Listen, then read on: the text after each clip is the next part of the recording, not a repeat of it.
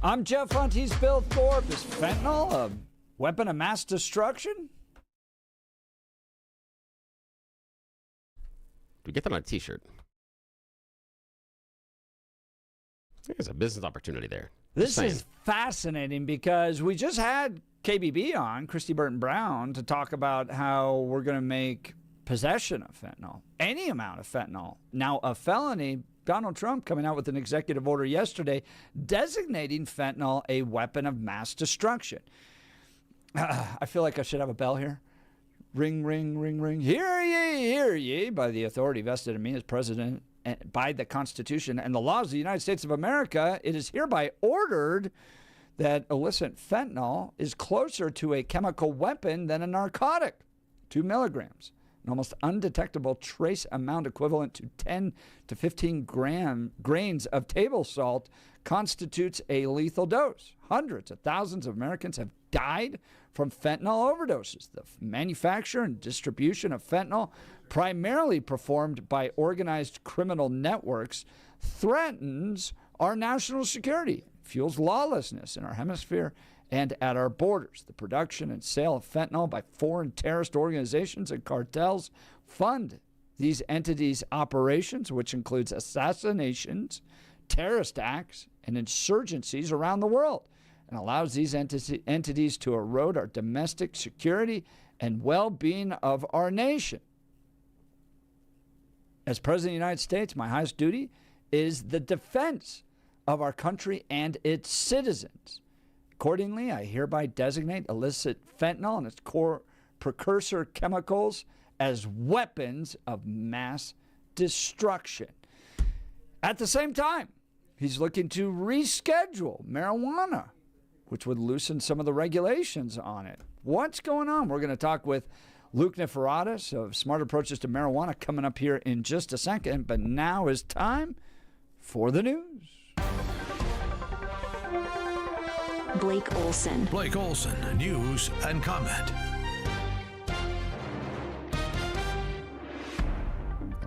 Good morning, Tuesday, 46 and cloudy in Denver.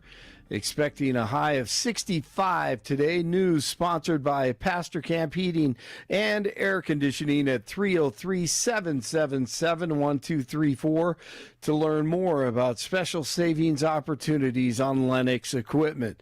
Our top story: classes are canceled today in Elbert County while police search for 2 middle school girls who disappeared from a basketball game last night. Administrators say the girls are members of the Colorado Springs School basketball team and were last seen leaving Elbert School at 5 o'clock. That's south and southeast of Elizabeth. Yep. They both had backpacks and were wearing blue shorts and hoodies. Elbert School on Main Street is serving as the incident command post today for search and rescue efforts. We have got to find these girls, pray that they are safe. I'm looking at the map. I haven't spent a lot of time out that far. I mean, this is out there. There's not a lot in Elbert. You basically got one bar and grill. You got one cafe, which also is a soap shop, a few churches, and a few homes. It's basically like 5 blocks, maybe 7 blocks. Oh, yeah. And absolutely. The one thing that piques my interest, looking at Google Maps here, is across the street from Elbert High School is a gas station. That's where I would be looking. Yeah, absolutely. Right? And I'm a little intrigued as to why there wouldn't be an Amber Alert.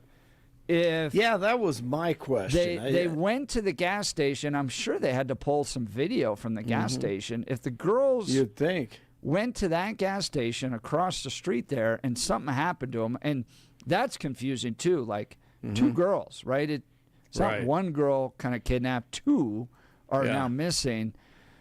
And I mean, but this gas station, it's pump. This is how small town this is. Its pumps require you to go inside and pay.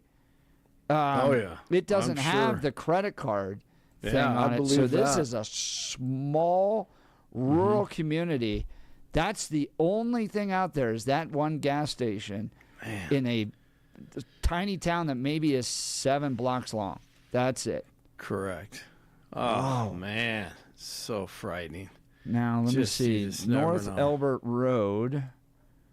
Yeah, you could get away pretty quickly if something happened on that road. I mean, you'd be out there. Yep. Yikes. All right. Well, pray. Just pray and look for these little girls. Anything, anyone, wherever you are. You just never know. Man, I hope they are safe and sound somewhere.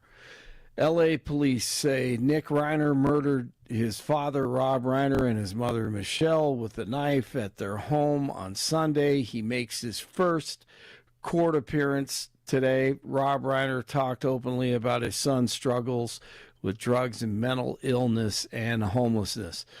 Manhunt is still on for the suspect in the shooting at Brown University in Rhode Island that left 2 people dead. Over a half dozen were also injured. Videos released Monday show the suspect in dark clothing walking down streets near the university. Here's a friend of one of the victims named Ella Cook.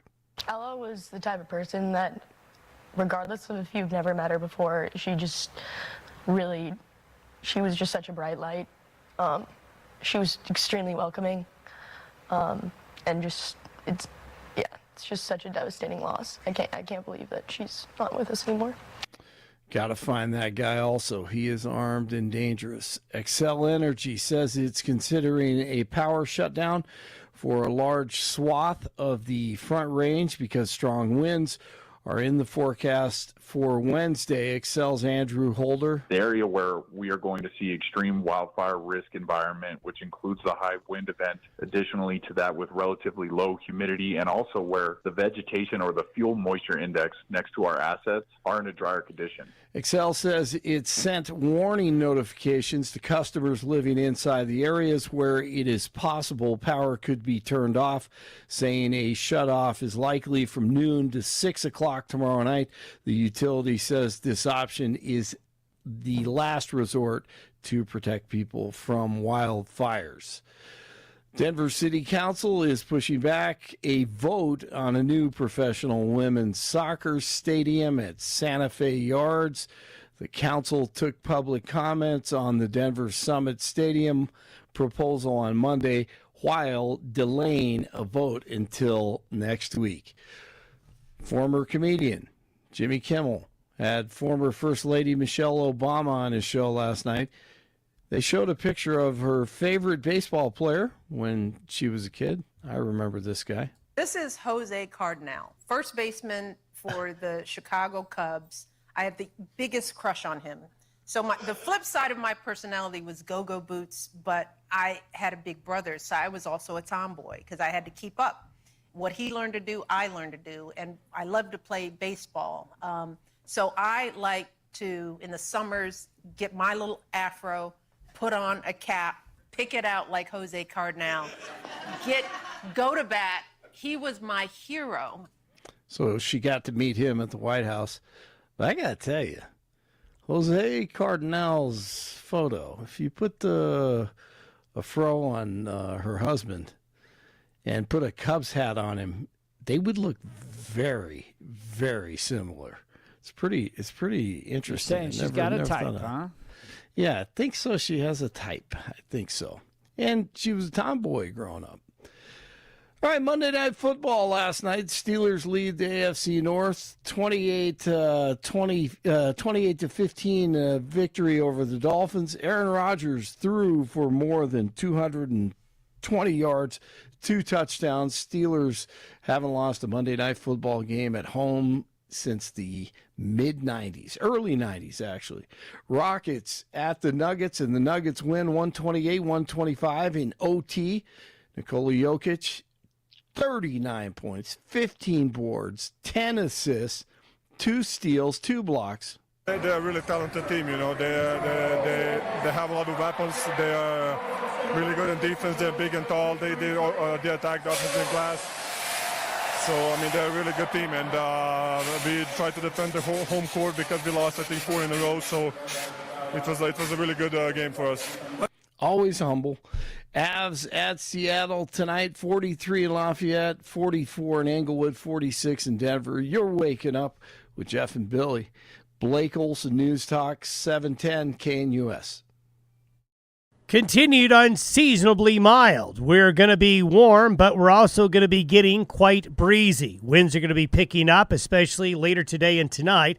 Quite windy along the Front Range on Wednesday, as strong jet stream winds and a Pacific cold front will cross the Continental Divide. We'll be mid-60s today and tomorrow, 30s and low 40s tonight. Now for overnight Wednesday into Thursday morning, slight chance of a shower. Colder Wednesday night, a low near 30. Colder Thursday, highs upper 40s.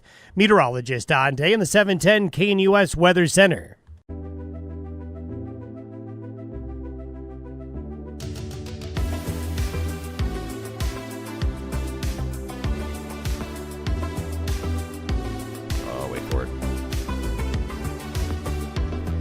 This is All Alone on Christmas, Darlene Love. This is a weird one. Man, that saxophone hit. Yeah.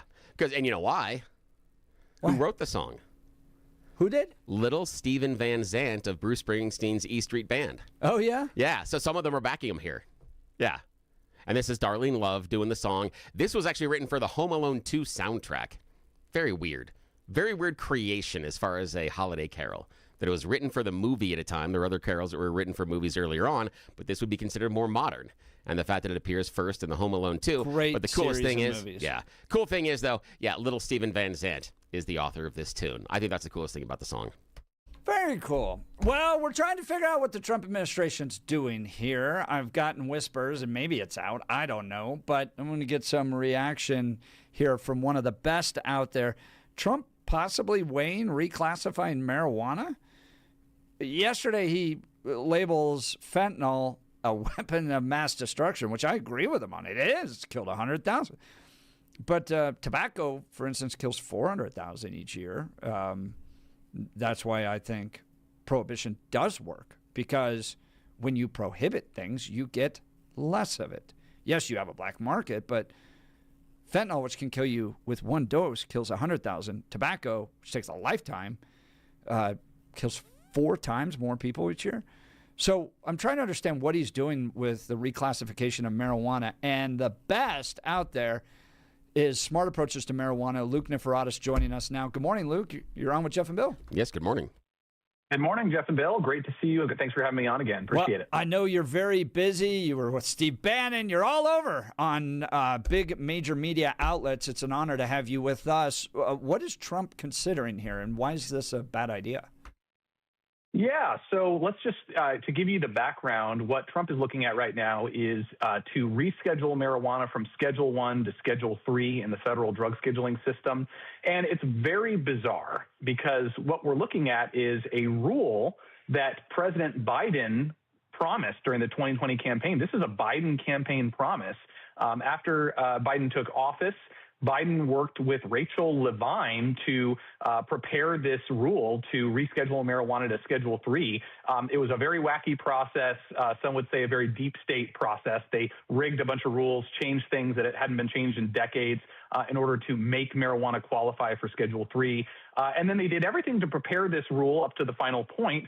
And really all that's left is for President Trump to sign his name to it, which is really confounding. Why would Trump want to sign his name to something like this, a Biden holdover ruling? Doesn't make any sense. But it's a very bad idea. It doesn't make sense in part because of who Donald Trump is. I mean, he's a teetotaler. He doesn't drink alcohol. He understands, watching what happened to his brother, what this does to somebody that consumes it. He gets what addiction and drug consumption does to people. And so it strikes me as weird. But I guess, Luke Niforatos, help us understand what rescheduling the drug would do. Yes. So what we think is the reason why he's doing it is because he's being sold by the industry, by these major mega pot CEOs who, by the way, they're making millions of dollars off of addicting kids nationwide with their new high potency products. It's ridiculous. But they've told Trump this doesn't legalize it. It just kind of, makes it more medical, and it doesn't really do anything. Well, what rescheduling actually does is it gives a $2+ billion tax break to the marijuana industry, which, by the way, is still federally illegal. So it's rewarding these people for A, selling addictive and harmful products, B, continuing to participate in a behavior that is federally illegal, giving them a giant tax break. That's what this does, first and foremost. The second thing it does is it sends this message that marijuana is somehow less harmful at a time when particularly we in Colorado know that marijuana is more harmful than it's ever been. We saw potency go from on average 5% THC just a few decades ago to 99% potency products now that are being sold in Colorado that are leading to people like my former neighbor who now lives in Castle Rock, Laura Stack. Her son got marijuana psychosis from one of these new marijuana dabs and jumped to his death off the Lincoln parking garage. Okay, it is hurting and devastating families in Colorado as well as families across the country. So no, it's not less harmful. It is much more harmful. It makes no sense why rescheduling would be happening right now, but it does make sense in the terms of what the industry wants, because what they want is federal recognition. They want this tax break to write off their business expenses, and that's what rescheduling would bring about. We're dealing with marijuana commercialization here. That's the end point. That's what it's all about. And the primary drivers of this are the tobacco companies. They've all changed their names. They're no longer like Philip Morris, although I think that might be out there. But Marlboro, I think they're all like Altria right now, or some innocuous sounding corporate consulting name that's out there. But they're pushing this. But look, anytime you push this online, you end up with the critique that, well, gosh, it's Schedule 1 drugs are like heroin, and clearly marijuana is not like heroin. So what's your response to that critique? Yeah, so that just comes with a fundamental misunderstanding of scheduling. So the way the scheduling system works very simply is there's two factors that decide what part of the schedule a drug goes on. It's 1 is the most restrictive, 5 is the least restrictive. And the two factors that decide that is 1, the potential for abuse. So addiction, harms to your brain, harms to your body, things like that go into that description. And then 2 is the accepted medical use. And that is defined through what the FDA has determined to be medicine. I mean, the FDA is how we do medicine in this country. I don't think we want to vote on our medicines. I couldn't be entrusted, I don't think, to vote on the latest pharmaceutical drugs. So I think having the FDA makes sense. And so those are the two criteria. And so marijuana has a high potential for abuse. It's got a long documented history with more than 50,000 research studies that show the various harms and abuse potential that this drug has. And all of that's gotten worse, as I alluded to, since states started commercializing the drug. And secondarily, marijuana is not medicine, not the whole plant. The FDA has approved a few marijuana-based medications. There are components of the marijuana plant that actually do have medical value that have already been approved. You can get prescriptions from your doctor. And so that, I think, is the proper process. But the entire plant of marijuana is never going to be a medicine. We are never going to smoke a FDA-approved medicine. That's just not how it works. It's very harmful to your body, to your lungs. So that is why marijuana belongs in Schedule 1. It's got a high potential for abuse, and you can't smoke it for medicine. That's where it goes. That happens to coincide with heroin, which people think, well, how could those two be the same? It's not based on which one's more harmful. It's based on those two criteria that I talked about. That's why we have other psychedelic drugs that are also in Schedule 1. When you start moving these drugs down the schedule, or you start removing them from the schedule, then you're entrusting these companies with your health, with our well-being as a society. And I'm not super interested in doing that. Look at big tobacco. Look at Purdue Pharma. Look at what we're now seeing with these marijuana companies, where they have an addiction for profit incentive. They make money when people use their product many, many times a day. They have no incentive to stop that. In fact, interestingly enough, Jeff, I don't know if you saw this data that just came out, but in Colorado, more than half of all marijuana users in Colorado use marijuana every single day. So we have mass addiction that's happening in our state, where the people who choose to use it are using it much more. And by the way, that's much higher than the alcohol user rate of use in Colorado. Alcohol users use it much less amount. They're not using it every single day. That's a much lower number. So people who use marijuana, they're using it very heavily in our state, and that is when it's most harmful. That's when we see the research show the real health harms, which I can get into if you guys want to. Well, I think Colorado is a good example of how it just didn't work, right? Like, we've been doing this now for 12 years? And all these promises, remember all the promises that, goodness, if people have access to marijuana, they won't drink as much. Well, we're the number one state in America for alcohol consumption. So that hasn't gone away. We have record fentanyl busts taking place because you remember they said, well, then the cartels are not going to be operating in Colorado if we get everything they promised was a lie. All they got was a bigger industry, more access to the market, more money, and the ability to addict your kids with higher potency crap. That's all that happened in the last 12 years in Colorado. It has not worked out. It has not been a net good for Colorado. In fact, it's been worse, and plenty of studies have shown that. We're talking to Luke Niforatos, Smart Approaches to Marijuana. So if Trump is thinking of rescheduling this drug, and there's no real medical benefit to it, there's no reason to adjust the schedule, some people are speculating this is some weird kind of last-ditch political effort to get some votes out there. I'm sorry, but the idea that someone sitting on the sideline is going, I don't like Trump, but, oh, wait, he's going to reschedule pot? Now he's my guy, is bizarre to me. But is there an element that there's some type of political posturing in a midterm election around this decision? Yeah, look, there may be discussion around marijuana as medicine, but I can guarantee you marijuana is not a cure for Trump derangement syndrome. Okay, so if that's what he's thinking, it's definitely not going to work for that. But no, there is definitely a midterms play here. Sorry, Jeff, I had to go there. But no, there is definitely a midterms play here.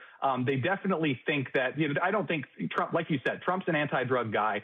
I don't think he has any interest in marijuana being more available. I think this is something he has been promised is going to bring out voters in some way. But the idea that you have stoners who are on the couch and they're going to put down the bag of Cheetos and go out and vote for Trump because he rescheduled it to Schedule 3, which 95% of Americans, they don't even know what that means. They don't even know what rescheduling is actually going to do. For all intents and purposes, it's going to remain illegal at the federal level. So what is that even going to change in their daily life other than line the pockets of these business tycoons? That is not going to be a mover for him in the midterms. It just doesn't make sense. And I will say, Jeff, just yesterday, Trump said, they're looking at rescheduling. He made his first kind of really strong remarks about it. And the number one reason Trump gave is he said, we'll be able to do more research on marijuana. And again, this comes with a fundamental misunderstanding of the current status of things. We have more than 50,000 research studies on marijuana right now. We know everything we need to know about marijuana. The idea that because a drug is Schedule 1, we can't research it. I mean, are you telling me we don't think we know enough about cocaine or heroin? Those are drugs. Cocaine, I think, is Schedule 2 now, but heroin, Schedule 1. So a lot of psychedelic drugs are Schedule 1. We know a lot about these substances. LSD, we have a lot of research on these substances. So the idea that we need to move it to Schedule 3 to research it is a total misnomer. And also, on our website, learnaboutsam.org, again, my organization, Smart Approaches to Marijuana, if you go to our website, go to rescheduling. We have a table where we do side-by-side, Schedule 1 to Schedule 3. What are the changes for research availability? And you'll see there's no change. It is not going to be any easier to research it at Schedule 3 than Schedule 1. So the research misnomer needs to be, it's a myth. It needs to be debunked. It's not going to help. But, definitely I think midterms are at play here. And I just think they're going to be extremely disappointed if they expect a whole bunch of voters to come out and vote because he did a weird federal thing that really only benefited the marijuana industry. Yeah, I mean, some people are texting, though, that it did get people out to vote for Obama in 12, but I don't know. It just seems like a different voter base. There's no evidence of that. Really? There was no. Really? So that, all right, that was, tell me about that because I was here in 12 and it felt like I think it got a lot of people out. That may not be there nationally, but the Colorado might disprove that. So what we saw with that election specifically was, yes, there was a lot of anecdotal discussion around that, but there was never any evidence that that was a driver of voters to the polls. When Gallup did their look at what were the top 20 reasons why voters came out, marijuana was not on it for those voters. I would need to see data to prove that. I've heard it anecdotally, but everybody makes that claim in different states, and we have yet to see that borne out. People come out to vote for very big moving reasons, their jobs, the economy, really stuff that, gets at their convictions or things that are really bothering them. And yes, if you ask people, do you care about marijuana? People probably have a pretty strong opinion about it if you ask them, but that's not something they're actively thinking about, at least what the research has shown us, and saying, I'm going to go out and vote based on my views on marijuana. We just haven't seen the marijuana vote happen yet. As much as our governor, Jared Polis, would like us to think that there is, he in his last election, for the first time ever, had that director of cannabis voter initiatives. But I just haven't seen a real benefit derived from that yet at this point anywhere in the country. Well, I would encourage President Trump not to do this. I am a big opponent to commercialized marijuana. I watched it destroy the lives of the people I love. I think there's a bizarre anger issue that develops when people smoke marijuana. I've seen that personally in my own relationships. People have very short fuses. They tend to get very angry when they're regularly using marijuana. I don't see it at all helping people advance in life. You see some, comments on social media around the idea that, it helps with my wife's pain or stuff like that. And clearly opioids are a problem with that. But I just think it makes you dumber. I used marijuana when I was in middle school, and there's a direct correlation with my grades dropping, in part because it zapped my short-term memory. For at least 24 hours, I would smoke marijuana and then try to read, and I couldn't remember the paragraph I had just finished. So my grades plummeted. It broke relationships with me and my parents. I've watched it lead to people using heavier drugs. Now, not everybody who uses marijuana goes on to heavier drugs, but pretty much everybody who uses heavier drugs started with marijuana. So it led in that capacity. And then you get the whole commercialized side of this. And Luke, you bring up a really great point about what Purdue Pharma did. My goodness, if you want to go read a book about how insidious corporatized drugs can be with regards to addiction, it's horrific what they did with opioids and how they got people addicted to it. And we're just opening up our society to this. And so while I applaud what Trump has done with the DEA, and we've had them in studio, and I love it. I mean, the DEA guys are coming to us saying, we're finally empowered to fight what this addiction is doing to our neighbors and our community, and we're going after the cartels, and man, we're empowered to do it. At the same time, they're like, oh, we're going to reschedule marijuana and just open up, corporate greed to that whole addiction drug as well. It just doesn't make any sense to me. Luke, we'll finish with this. What's your message to the president on this? Yeah, my message to the president is stick with your convictions about drugs. Don't reschedule marijuana. It is going to undermine everything you're doing to try to reignite a smart war on drugs, to stop the cartels. This is a giveaway to the cartels. It's a giveaway to people who are hurting our kids, who are hurting our families. And we see that no more clearly than we see it right here in Colorado, where this is a state where our families have been devastated by this, where our young men are having their futures diminished and even in cases ruined because of this drug. This is not what we need for the next generation of families and kids. Reject this call. Great work. Luke Niforatos, Smart Approaches to Marijuana. Luke, how can people be involved with your organization? Yeah, check us out on learnaboutsam.org. That's got all the information you could ever need. And Jeff, I wanted to leave you with one little tidbit. You were talking about Purdue Pharma. Not many people know this. The addiction rate for people prescribed OxyContin when we had the opioid crisis was about 7 to 10%. That's what the research said. There was a recent study that just came out a couple weeks ago. The addiction rate for people given medical marijuana cards, 30%. Higher level of addiction to supposedly medical marijuana than the addiction rate to OxyContin. There's something going on with this drug right now. We got to have full alert. I appreciate it. And how was Steve Bannon, by the way? Did you finish the interview with him? And what was his response? Yeah, well, he rescheduled me to tomorrow, but I did him over the weekend. I was on his show over the weekend, and he was great. He's furious about this. He does not want Trump to reschedule marijuana. The base on that side of things is rabid right now. I've gotten literally thousands of people have reached out to me since doing that hit. I can't even believe the level of engagement with his audience. But they're calling, they're phoning into Trump right now. We're getting a lot of inbound off of that, and I'll be on again tomorrow. We just got to be going the other direction. I do not think this drug is good for our communities, and we need less of it, not more of it. Luke Niforatos, sure appreciate your time this morning.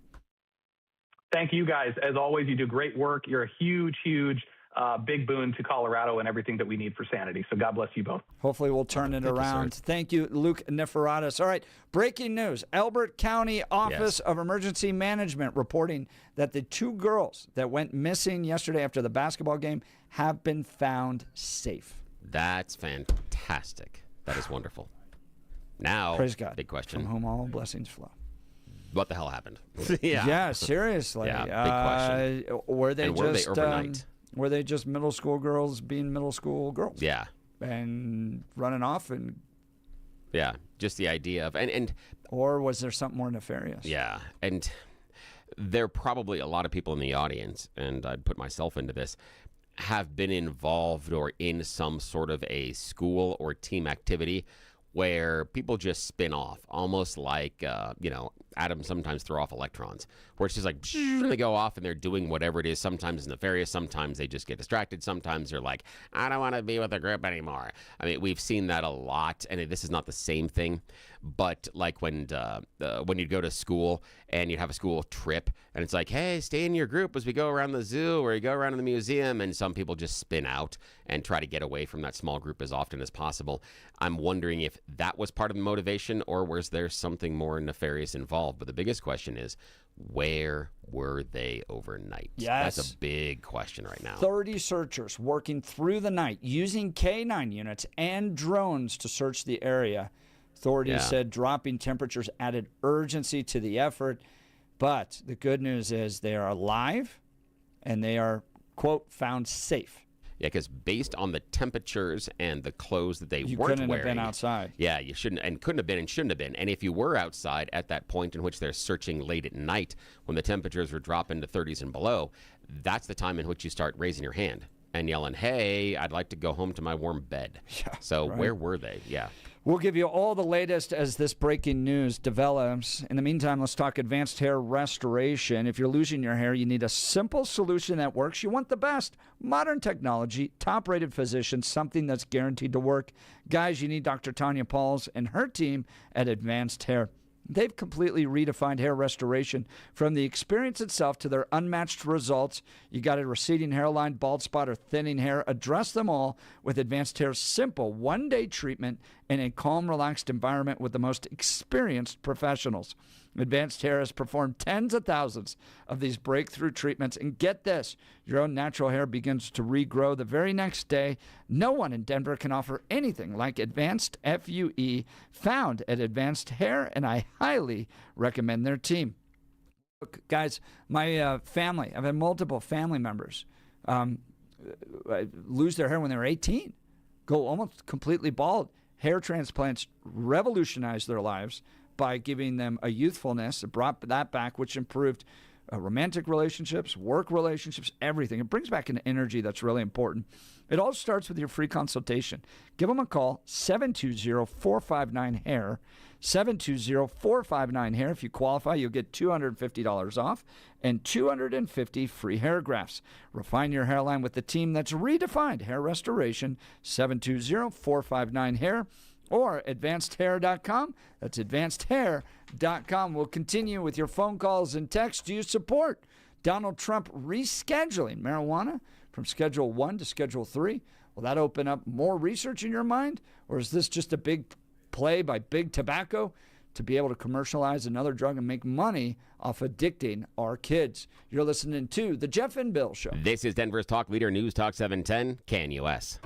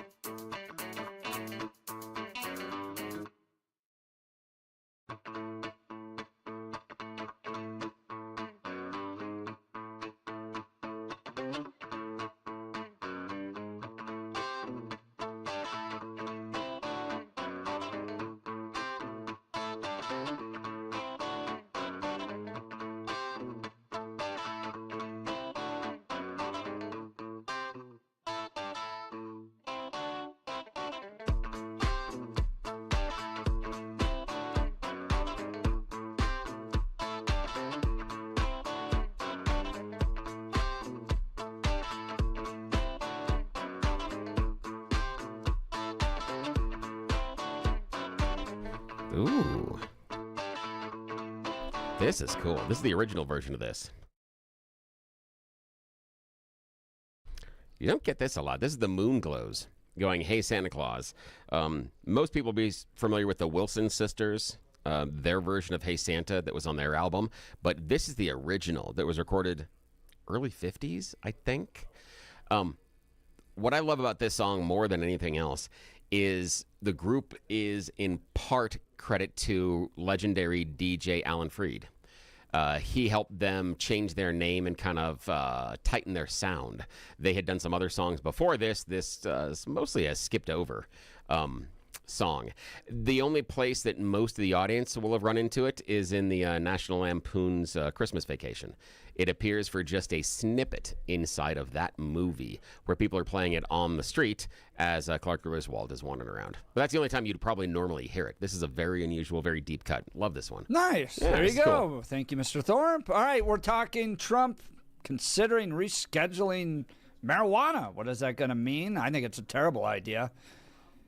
On the same day he was declaring fentanyl a weapon of mass destruction. Yeah, what about this drug war thing? I like the idea of going hard after drugs that are ruining our community, not opening them up for more use. What is going on? Help me understand. Let's go to the phone lines. Jamie, Denver. Good morning, Jamie. You're on with Jeff and Bill. Morning. Well, good morning, Jeff and Bill. And thank you so much for bringing this subject up. I totally agree with what your guest and what, Jeff's stance on marijuana. As a baby boomer, I have seen this slow progression, well, actually fast progression of marijuana use in the community. And I have seen a lot of negative outcomes of it. I also believe, and this is, this is my belief, and that when Colorado legalized marijuana, I think it led to a lot of, I don't think it helped the state. I think it drew in a lot of deadbeats and just people who, started living off the government, maybe increased the homeless. I don't know. It did, Jamie. And in fact, I would talk to law enforcement from Nebraska and Utah when I was really fighting this battle with Colorado Christian University. And they were like, oh, yeah, no, we love the fact you guys legalized pot. It emptied out all of our towns of the ne'er-do-wells that we had problems with. So law enforcement told me directly that they left Nebraska and Utah and moved to Colorado. Oh, my gosh. Yeah, I suspected that almost immediately.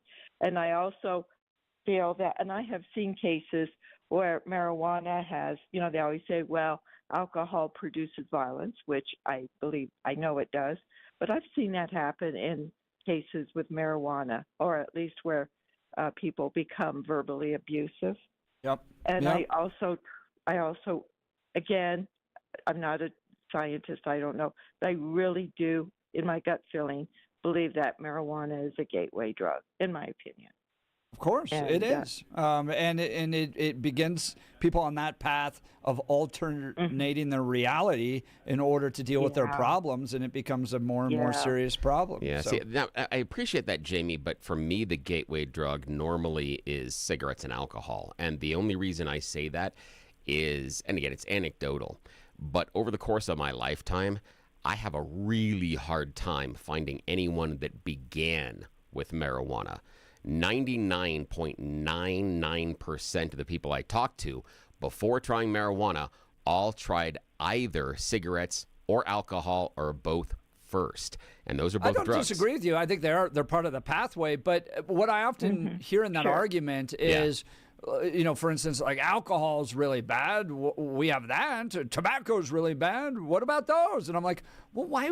If you're admitting that commercialized drugs have serious problems in our community, why would you add a third? Yeah, I'm just talking about the idea of the gateway. I think the gateway starts earlier. If we're talking about where the magic yellow brick road happens, I don't think it happens at marijuana, which for me is stage 3. And this is a long time thing for me, Jamie, and I'd be curious about you and maybe where Jeff is, but I used to play this game in college during parties, is we would get 3 items, and let's just say that we put 3 apples on the table, Jamie, just for the sake of discussion. 1 apple represents tobacco. 1 apple represents alcohol. One apple represents marijuana. You can only keep 2 of the 3 apples on the table. Which one do you remove and why? Mm-hmm. And I think that's a fun intellectual argument about our relationship with recreational drugs and what we have as far as permissibility inside of society. I would still take marijuana out. I think there's evidence out there that marijuana's connection to schizophrenia is very, very serious, and and that frankly scares me a lot more. Jamie? Yeah. What about you, Jimmy? What would you keep on the table? What one would you take off of those apples? I would take off the marijuana. And I should also add, I know 2 cases, one of them in my own family, where they didn't smoke or drink. They started marijuana and ultimately died of heroin overdose. So that colors my perception greatly. Jamie, I appreciate your personal perspective, and thanks for playing that intellectual game. And for me, in that intellectual game, the one thing that makes me have pause on the idea of trading out marijuana for alcohol is over the course of my lifetime, I don't know a hell of a lot of people that said, I can't believe I got so high that this happened. But I know a lot of people that got so drunk that they lose days. And I haven't had that experience with anybody in my life for marijuana. That's the one that gives me pause. I'm not saying it's the right apple to take. Just saying that's the one that gives me pause. Text messages, whatever happened to the money from the marijuana tax? That's because, as we pointed out at the Centennial Institute years ago, for every $1 of tax revenue you take in, you spend $4.50 dealing with the effects of it. Hence, why the state's broke, even though we were supposed to take in marijuana tax on that. And then this one I often hear, but what about adults who have the right to use marijuana, just like they want to drink alcohol or smoke tobacco? Don't they have personal freedom? In that world where somebody consumes a drug and doesn't affect anybody else, possibly, but what you end up with is we've had a massive increase of marijuana-related traffic fatalities that we have to pay for. We have a result, hospitalizations that we have to pay for, increase in healthcare costs that we have to pay for. So while I choose not to do it, what about the freedom to keep my own money and not have to pay the consequences of other people choosing to use an illicit drug like that? All right. We'll continue. You're listening to The Jeff and Bill Show. This is Denver's Talk Leader, News Talk 710, KNUS.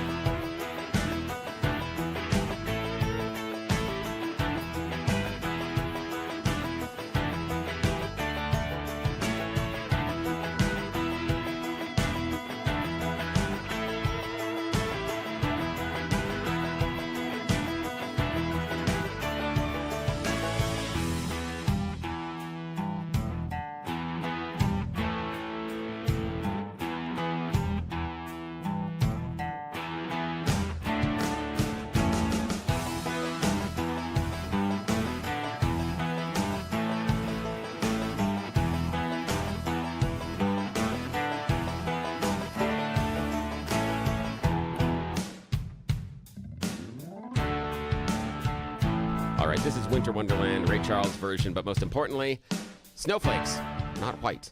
They're translucent. They reflect all the light that you see. That's why they're white. Just saying. Oh. Yeah. We'll tell you more about cool facts about snow later on, but not to today. hang out with Bill. I wonder what it's like in your house. Just I'm so annoying. Just constantly Just so annoying. showing up. It's awesome. Let's go to the phone lines. John in Denver. Is this John Denver? Good morning, John. You're on with Jeff and Bill. Morning, John. Only got about a minute. All right. Good morning. I'm an emergency room physician, and I just have comments about all the medical issues regarding, marijuana that I see in the emergency room. There's a condition called hyperemesis cannabinoid, and I see that all the time in these young people who just have this constant nausea, vomiting, and they can't stop. And I go, when was the last time you smoked marijuana? And they would say, oh, I only smoke once a week, And I go, well, you have to give it up for at least a month for it to stop. Besides the medical conditions, including lung issues, they've come up with a lot of, all the tar and everything else that associated with the marijuana smoke. It's damaging their lungs. I think there's a lot of health consequences that are going to come. We should spend more time with you, John. I'm sorry. Yeah, I appreciate you calling in Thanks and for the sharing call. your perspective. If you missed any of the show, go to 710knus.com to download the podcast. Billy and I will be back tomorrow. You've been listening to Jeff and Bill. This is 710 KNUS.